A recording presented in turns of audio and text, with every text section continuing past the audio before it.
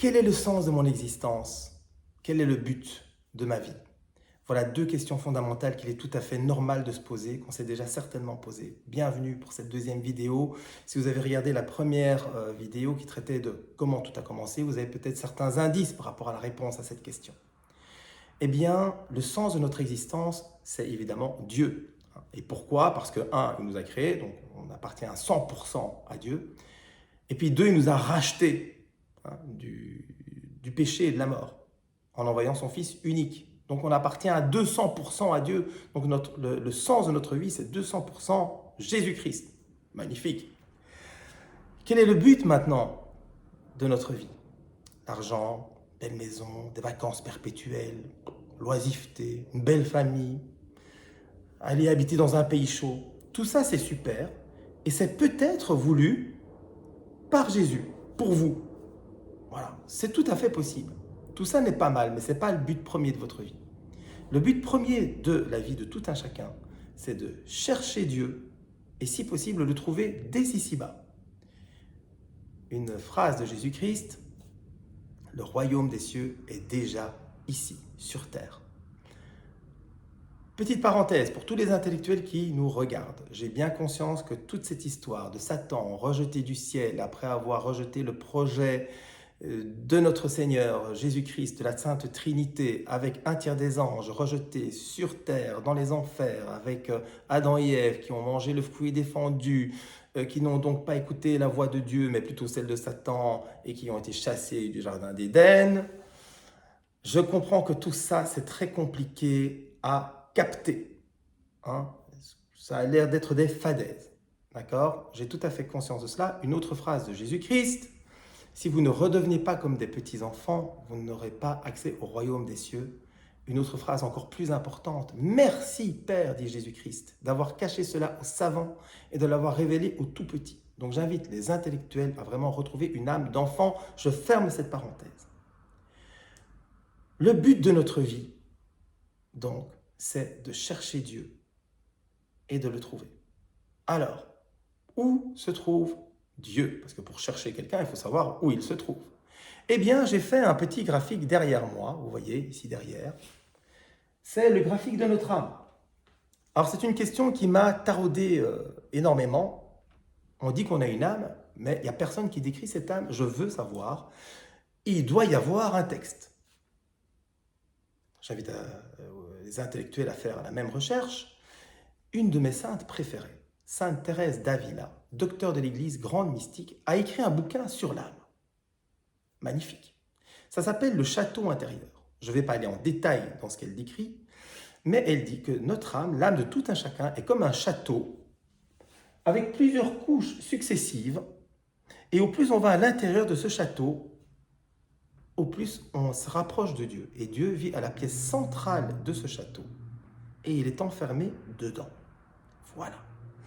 Les couches extérieures de notre âme sont très faciles à accéder et il faut faire un travail spirituel pour arriver aux couches de plus en plus intérieures. Le Seigneur, lui, si vous ouvrez votre cœur, parce qu'une fois que vous rentrez dans votre âme, vous commencez à faire un trajet intérieur et vers le haut, vu que Dieu habite aussi dans le ciel. Voyage qui, d'ailleurs, est tout à fait opposé au voyage purement terrestre, qui veut que vous fassiez un voyage extérieur avec vos 5 sens et vers le bas, vers les choses terrestres, voire pire. Donc, quand vous commencez ce voyage intérieur, vous commencez à ouvrir des portes de votre première demeure, deuxième demeure, troisième demeure.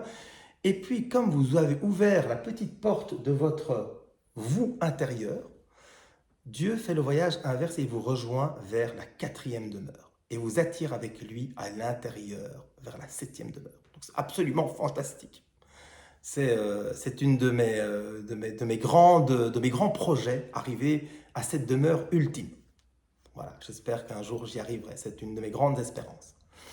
Mais donc, dans cette quête, dans la recherche de Dieu, évidemment, il y a un modus operandi. C'est comme une histoire d'amour. Quand vous tombez amoureux de quelqu'un, vous n'avez pas directement une relation avec elle, vous n'êtes pas directement marié avec cette personne. Ben non, d'abord il faut connaître cette personne, il faut s'intéresser à elle. Alors aujourd'hui c'est facile avec les réseaux sociaux, on va dans les réseaux sociaux, on s'intéresse à cette personne, on voit ce qu'elle aime en termes de nourriture, de voyage, où elle habite, quels sont ses amis, etc. Eh bien pour Jésus c'est la même chose. Hein. On a la Bible où est décrit absolument toute son histoire. On sait par exemple qu'entre Adam et Ève et Jésus, il y a 42 générations. On sait évidemment qui sont ses grands-parents, ses parents, on connaît donc tous ses ancêtres. Nous savons qui sont ses amis, ce qu'il aime faire, ce qu'il déteste qu'on fasse, où il aime aller. Voilà. Et la relation qu'il veut avoir avec nous. Tout ça est complètement décrit dans la Bible. Donc si vous voulez commencer, ou si vous avez commencé à aimer Jésus pour de vrai, eh bien, commencez d'abord à lire la Bible. Je vous invite par exemple à lire d'abord la Genèse. Lisez la Genèse et puis lisez les évangiles. C'est vraiment super. Mais évidemment, quand vous avez commencé cette petite connaissance de Jésus de base, eh bien, vous allez vouloir téléphoner à Jésus. Comme vous téléphonez à la personne que vous aimez, qui vous a donné son numéro de téléphone. Eh bien, Jésus vous a de facto donné son numéro de téléphone. Il suffit de prier. Alors, vous lui téléphonez. Dès que vous priez, vous téléphonez à Jésus. Et il vous écoute. Et donc, vous pouvez lui dire plein de choses. Évidemment, dites-lui des choses qu'il aime bien. Et vous pouvez aussi lui faire des reproches. Hein, quand on aime quelqu'un, parfois on lui fait des reproches. Il va les écouter. D'accord? Vous pouvez faire des prières toutes faites. Un Notre Père, je vous salue Marie, des oraisons de Sainte Brigitte. Tout ça, c'est super bien. Mais ce que Jésus préfère, quand on est amoureux, ce qu'on préfère, c'est être seul à seul avec la personne qu'on aime. Passer du temps en tête à tête. Et c'est ce que Jésus adore. Alors, comment faire? Il faut faire une oraison, un colloque particulier avec Jésus. Vous vous mettez dans une pièce seule, vous faites silence. Et vous dites, je vais vous dire comment moi je fais. Je dis, me voici Seigneur, je viens faire ta volonté. Je lui dis bonjour, je lui dis merci pour tout ce qu'il fait pour moi, je lui demande pardon pour la misère que je suis, je lui demande notamment son Esprit Saint, et je lui dis que je l'aime. Après, je lui dis, parle Seigneur, ton serviteur écoute. Et là, j'ouvre la porte ici, à l'intérieur de mon cœur. Une porte magnifique parce qu'elle est en contact direct avec la pièce de Jésus, donc c'est une super porte. Jésus, lui, se tient à la porte et il frappe avec une lanterne. Et il s'apprête à rentrer dans mon âme. Alors, ce qui est super, c'est qu'il va rentrer dans tout mon château intérieur. Et il va l'illuminer. Mon château, évidemment, qui est sale, vu que je suis misérable. Alors, il va illuminer toutes les pièces misérables de mon château. Et je vais devenir de plus en plus semblable à lui. Moi qui suis absolument pécheur. C'est magnifique. Eh bien, c'est pour vous également. Donc, je vous invite à vous réjouir. Alors, pour tous ceux qui sont baptisés, chrétiens catholiques baptisés, le nec plus ultra, c'est de rentrer en communion avec Jésus. Comment? En allant à la messe et en participant à l'Eucharistie. Voilà. On aura un chapitre sur l'Eucharistie un peu plus tard. Avant de participer à l'Eucharistie, vous allez faire une bonne confession, surtout si vous êtes baptisé, vous n'avez plus été à l'église depuis longtemps, vous redécouvrez Jésus, allez d'abord vous réconcilier avec lui, dites au prêtre tout ce que vous avez fait. Le prêtre est Jésus sur place, il représente Jésus, persona Christi, dit-on. Il vous écoute, il vous absout. Vous, évidemment, vous promettez de faire un effort pour ne plus recommettre les misères que vous avez commises. Hein. C'est très difficile, donc il faut compter sur la grâce du Christ.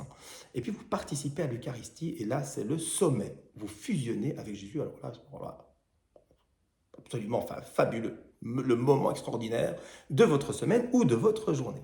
Voilà, je vais m'arrêter ici. J'ai promis à mon épouse que j'embrasse, que j'aime, que je ferai des vidéos courtes. Donc voilà, je vous salue, bien chers frères et sœurs, et je vous donne rendez-vous à la prochaine vidéo qui traitera des patriarches et de ce voyage qu'on commencera avec le peuple hébreu pour arriver à Jésus.